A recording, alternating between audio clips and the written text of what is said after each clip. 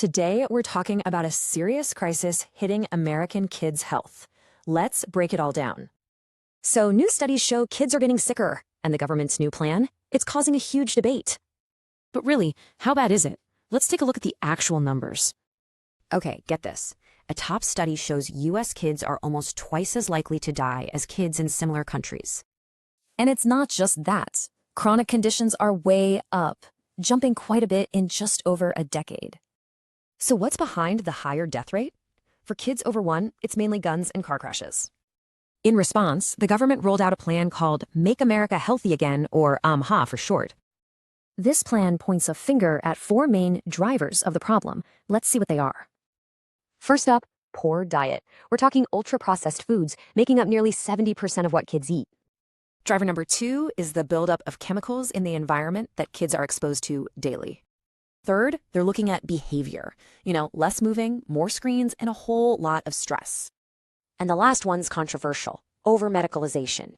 This means things like over-prescribing drugs. So, that's the plan. But will it work?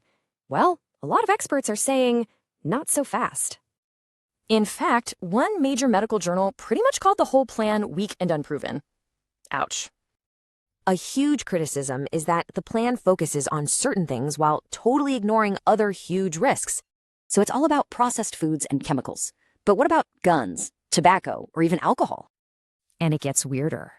Experts point out that the plan completely contradicts other government policies. It's like they're saying one thing, but their actions are saying something totally different. Like, they want more research, but are cutting the research budget. They talk nutrition, but cut food aid. So what's the bottom line? The whole plan really boils down to personal responsibility, not new rules. Okay, so with all this back and forth, what are families supposed to do?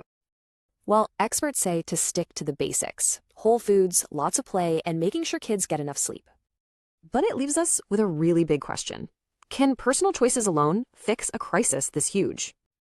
Thanks for joining us for this explainer. If you want to dig deeper, we've linked the sources below.